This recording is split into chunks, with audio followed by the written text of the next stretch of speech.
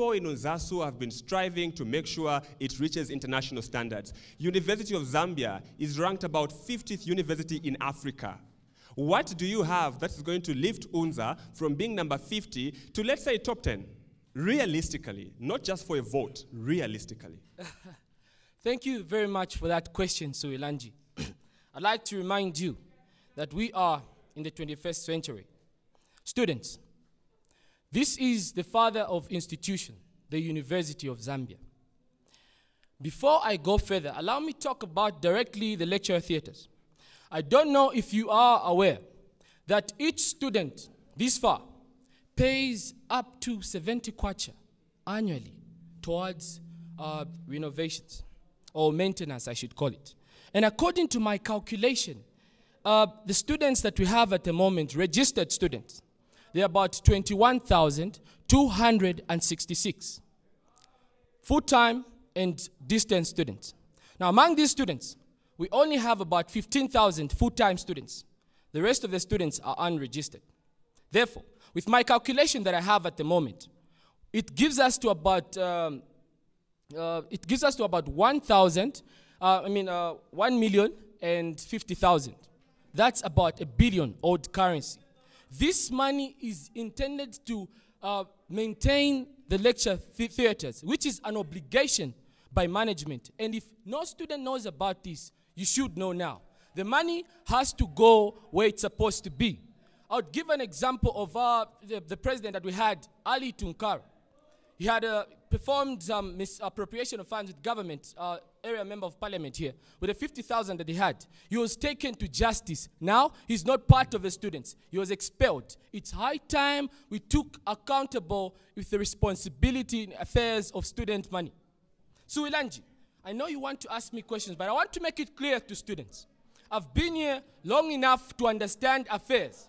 My standing here as president,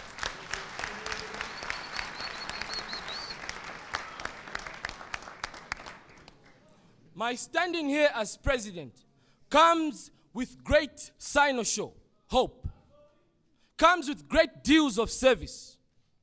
We are all humans. We come from different families. I have a family at home looking up to me to give a direction of the country, the initial purpose on which the University of Zambia was built. And this time, the golden change is coming. Thank you. You know what? You're right. I do want to ask you a question. Are you aware that UNZA is home to students with special needs and disabilities? Yes. Then why is your manifesto so quiet? Doesn't even say a word about them. Zero. I'll tell you one thing.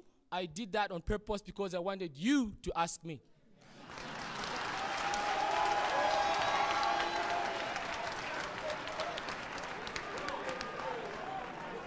Suilanji, I did that on purpose. I want to give an example that my ideals are inclusive. To prove that, my manifesto is written in Braille for the people to see. Give me less than a minute to give Joseph to read my manifesto. This is an example.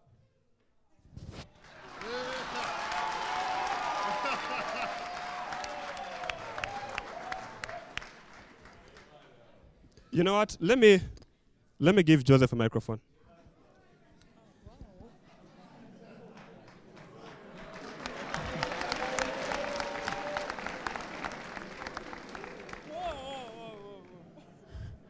Okay. Indeed, it's written in Braille, and here it's written, I'll just read the name in the interest of time. Gordon Museteka. Gordon Museteka, School Agriculture, Introduction. The greatest need of the world today is the need. Okay, let me come again. Yeah, it's the need of the greatest opportunity for all. But I can't go through each and every document here because in the interest of time.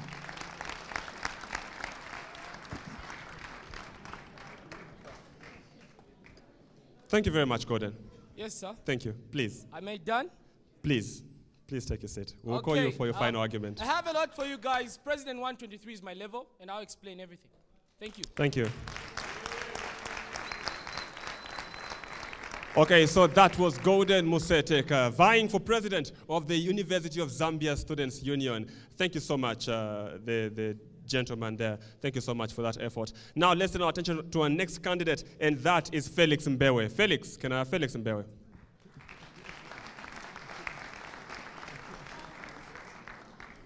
Good evening, Mr. President. Hi, Swilanji. Good evening. Do you think that for a president of UNZASU, discipline is important? It is. Then why did you come late?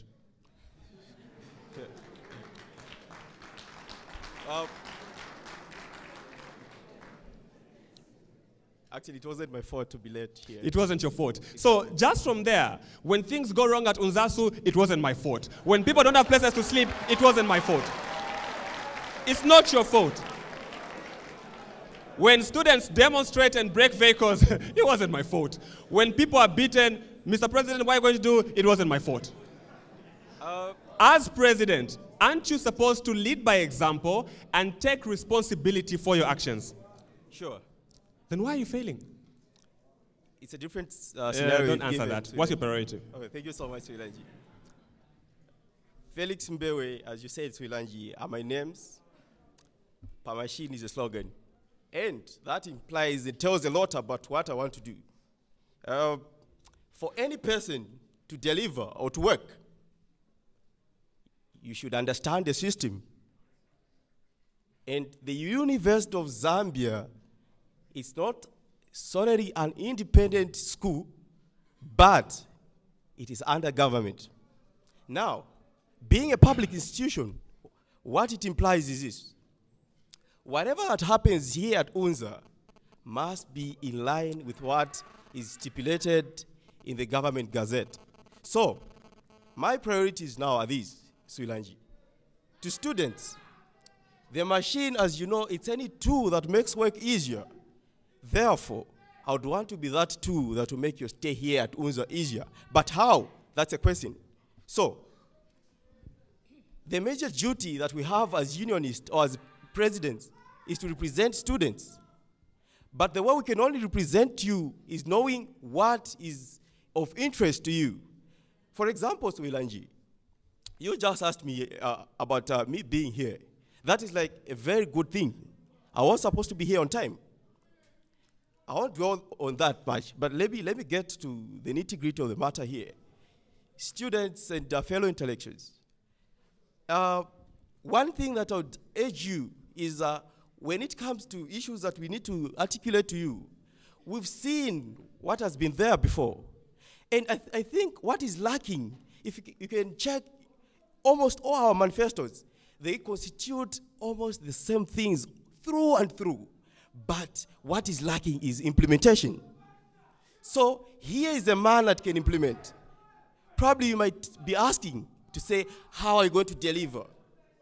Firstly, I would advocate for continued checks and balances on the union. How? I proposed in my manifesto to say, imagine if we were to change whatever is happening in the union. How? By allowing those that will lose in these elections to be in the opposition, so that we can have somebody checking the president and the rest of the union. That way people can deliver. Thank you. Let me drive your attention to something. You want academic immunity for senior students. Exactly. My question is, for how long? Are we going to have people with immunity growing old and dying at UNZA because the president wants them to have immunity? It shouldn't be like that. Though the advantage is that you don't need to repeat or to redo or actually do a different course. But you start from where you stopped from, or from the courses where you stopped from. My question is, for how long? Immunity for how long? For life? No. There should be a long? limit. Of course, there are limits to anything. It's up to now to the management to decide that. It's up to management to decide that. You are the one who brought it in the first place, and then you say it's up to management to decide that. It's a proposal, Swilanji. You are proposing. Exactly. So if your proposal is rejected, you give up. I just proposed. You don't actually give up on what you want. You fight and so that you can arrive at a better deal for both students and the management. Okay. The other thing you want is to engage the student alumni and the private-public partnership to solve the accommodation crisis. And you think that this would definitely end the accommodation crisis, involving former students from UNZA and the PPP. So to you, is this a brilliant idea that to solve accommodation crisis that no one has ever thought of? No one has ever thought of it, just you. It cannot be the most brilliant idea, but mind you, right now as we are talking, the government is already in place trying to build hostels. If you read my manifesto so well about that, it tells on how we can actually have as a second alternative. It wasn't so much about constructing hostels, but to allow students or former students that graduated here to take part in the change that we want for UNZA. Imagine if, Suilanji, you are here and you are probably in one of the hostels here, in one of the rooms, and we allow you to paint it or to renovate it, or we just allow you or ask you for a 50 kwacha just in a year. Do you know how much we can gather and fundraise if we were to get back to all the students that were once here at UNZA?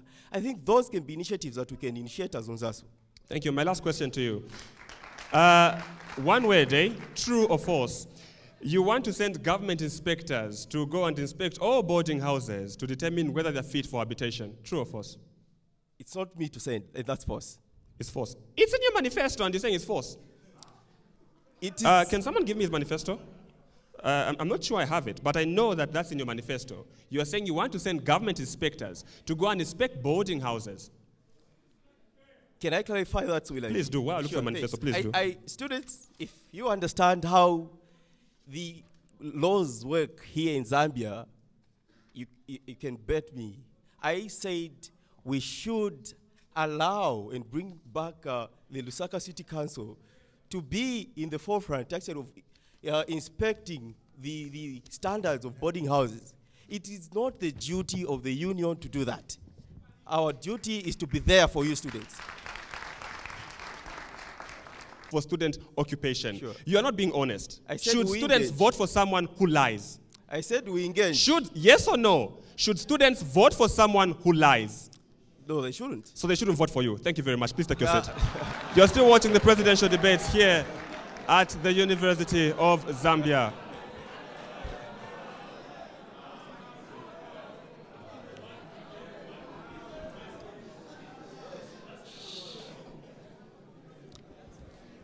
This is still the debate. Please take your seat. You have your chance on your reply argument. Let's now turn our attention to our next contestant for the presidential seat. I'm going to call upon Kapalasa Piri.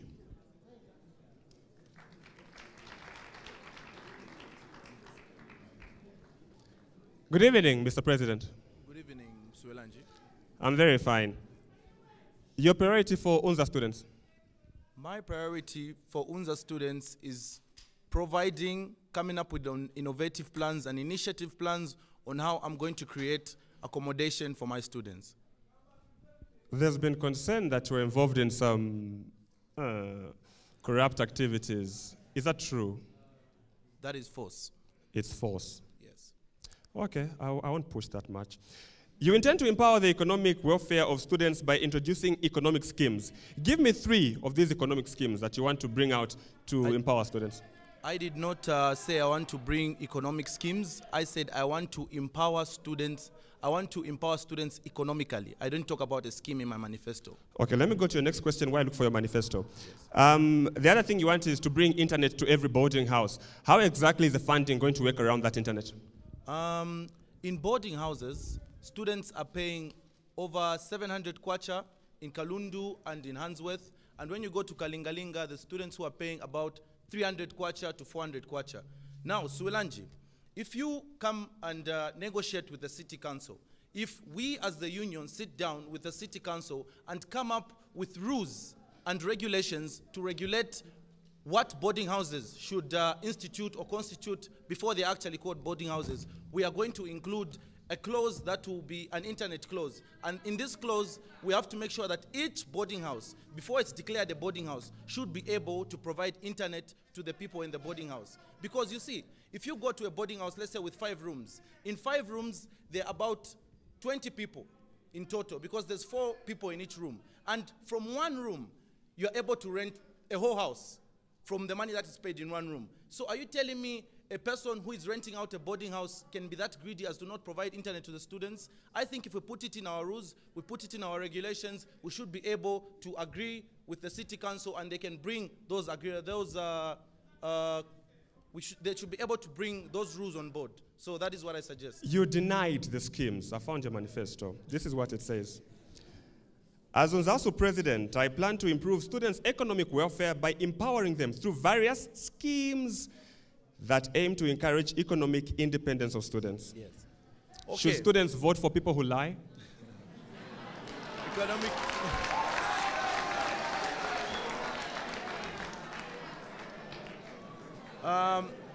You might have phrased it in a way that I did not put up, but economic empowerment of my students. This is how I intend to do it. You see, Suelanji, we've got several shops in this university. We've got the cafeteria. That is a big business, and people are making a lot of money in this university. So when I sat down and researched, I found that these people are bringing money out of the university and they're not benefiting any of my students in any way. So what I suggested was, how about we come up with a certain condition to say each shop that is operating in the of Zambia, if they're able to, should bring on board students to work in those shops. They should bring on board students to at least manage their shops, because that way at least money will stay in the university and they'll be able to empower the students. Secondly, in the economic empowerment, I suggested that we should empower associations by at least giving them shops. In empowering associations, we'll be relieving UNZASU of the burden of providing hardship loans, because October shop, that shop alone is making over 2 million profit each day. And if that profit is going to an association, I feel... 2 million, as in 2 million? 2,000 kwacha rebased. Thank you. Okay, the thing I've noticed in your manifesto, you are saying you've noticed corruption in the allocation of rooms. What loopholes exactly have you noticed that open doors to corruption? What are some of the loopholes in this process? You see, my brother, corruption is something that is ongoing, and it's not something, it's something you can't deny personally that is going on. It's going on.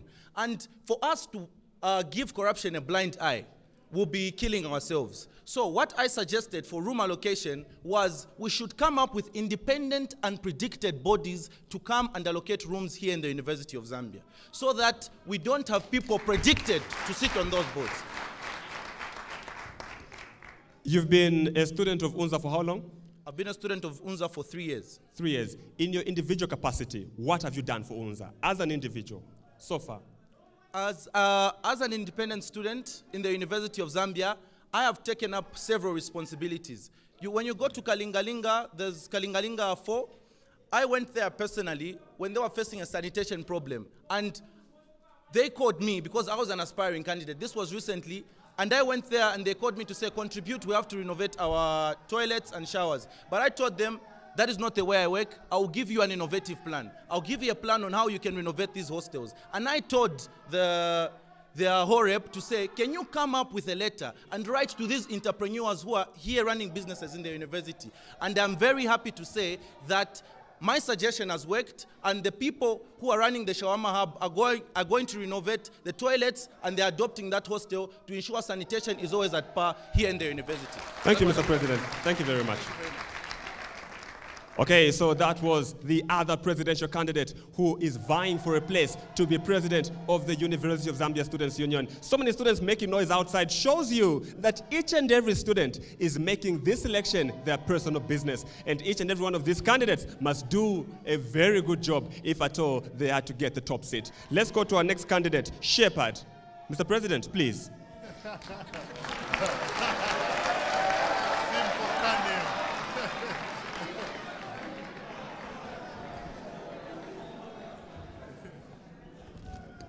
Good evening, Mr. President. Good evening. Thank you. I want to say good evening, everyone. Do you think UNZASU is a military, a democracy? What kind of leadership style do you intend to adopt? That of being a democracy or that of being I am the colonel and I'm going to run things my way? Thank you very much for that question. I would love to say that UNZASU isn't military. UNZASU isn't democratic. But I, as Simple Kaneo, as I call myself, and my fellow students call me that, I really believe that the University of Zambia Students' Union, I think someone can help me just bring this up because I'm not really comfortable. Please help him with the microphone. We want him to win.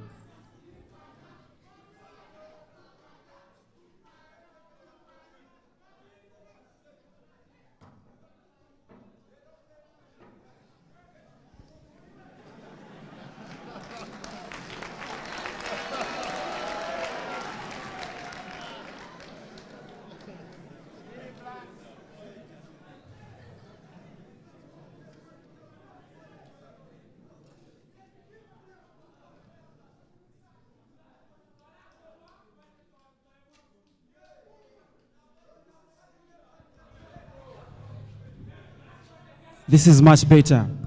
All right. Let me continue as I did not pause. I want to say that the University of Zambia Students' Union has missed a person like me. And that is the reason why, if you look at me, you're going to deliver a lot of questions. You're going to ask me, am I a military?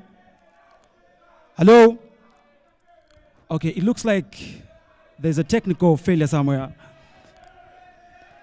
You're going to ask me a lot of questions. You're going to ask me to say, am I military or something? But I believe... Thank you. You have a question? No, it's not a question. Don't speak too close to the microphone. The microphone is popping the sound, so don't speak too close. Viva data. Viva student power. I'm saying you're speaking too close to the microphone, like Maki 2. Just move it a bit. Hello? Hello? Hello? There's nothing. Can someone help me here? Because this is not really working out. Hello? This is not my problem. This is not working out. Someone should do their job. Okay. I'm saying the microphone you're using is just okay. You're just speaking too close to it, so the sound is popping. For those who are watching from TV, it's popping. Like, that's what we're trying to avoid.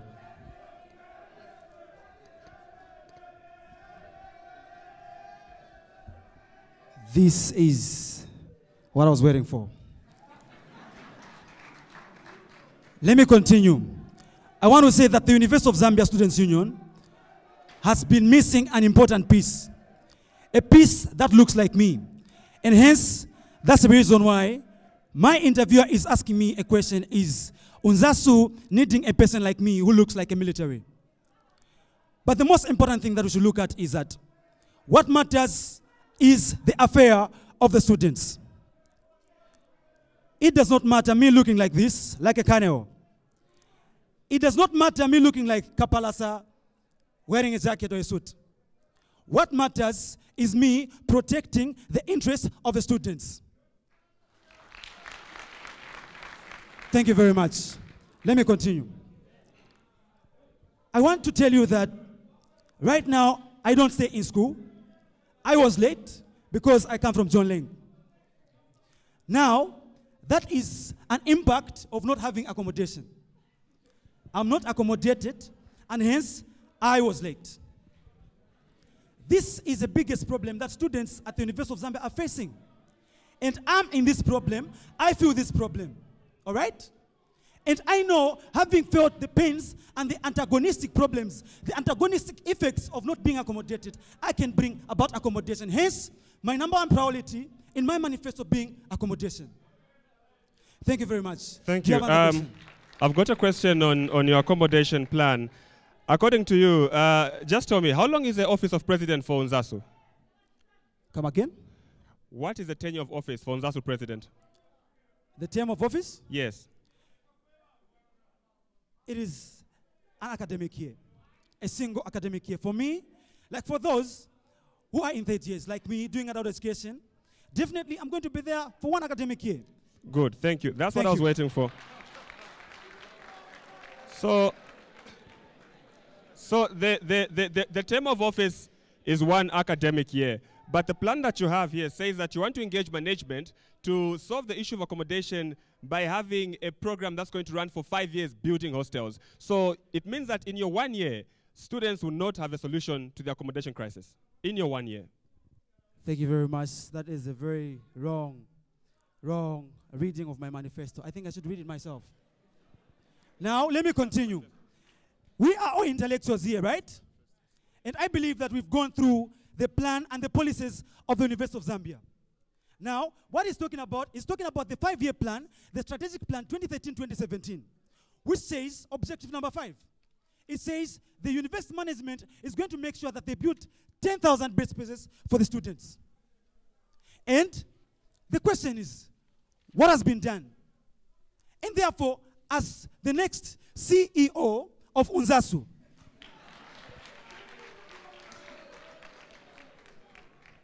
I said in my manifesto that I'm going to work in line with the strategic plan of the management. Because even if we're a pressure group, even if we are a union, we just don't come up with, just from the blues and say, no, we want hostels. Let's look at what the management has. Let's look at what the environment has for us before we come up with what our thoughts are. And therefore, we are going to be able to work in cooperation with the management. Because that is going to be total confusion. We just come up with something, no, we want this, which is not in their plan. That is the reason why we realize we are weavers. Thank you very much. Thank you. So you say that students coming up with their own policies is going to bring confusion. So there are 10 candidates. Most of these have got their own plans. So when people vote any of these into office, UNZA will be in total confusion. All right, I should give you an example of Zambia. Do you know the reason why, as Zambia, we don't develop? The reason is because every time you have a politician who goes in office, he wants to start his own thing. But the question is, I'll give you an example. Why don't we continue with the previous projects to make sure, because look at, I think I have a manifesto of someone who is in power right now, my outgoing Mr. Sivo. He promised accommodation to the students. So, if I have seen that nothing has been done concerning accommodation and I come, why should I pick something else, leaving something that is very important? That does not make any sense to me. Thank you very much. Thank you very much, Mr. President. My last question to you. When you're sworn in as president, what is going to be the one thing that UNZA students must remember you for, and what is it that's top on your agenda? All right. There's this one man by the name of Hitler.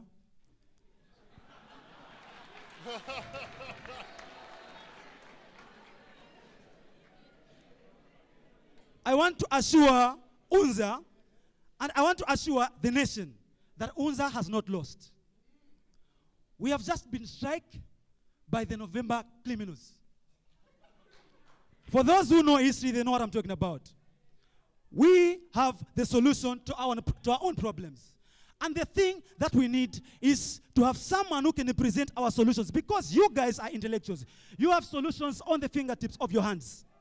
And therefore, if someone can pick those solutions, take them to the management, take them to the government, tell them to say, these are the problems that we're facing, and we think these are the solutions. Something is going to be done concerning our problems. Thank you very much.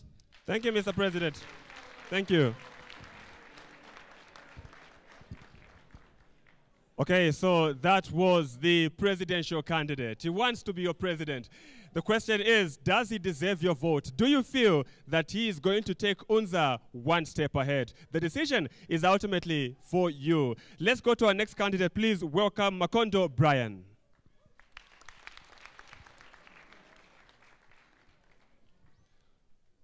How are you feeling tonight, Mr. President? Sorrow.